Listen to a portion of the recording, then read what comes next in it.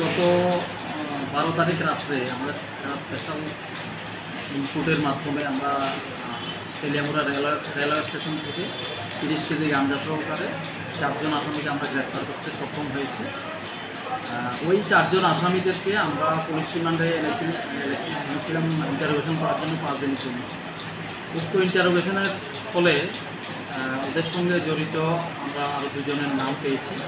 ওই 2 জনের মধ্যে একজনের বাড়ি দীপঙ্কর সরকার, ওর বাড়ি হচ্ছে তেলিয়ামুড়াতে, কিন্তু সে বর্তমানে আগরতলায় থাকে, শান্তিপাড়া।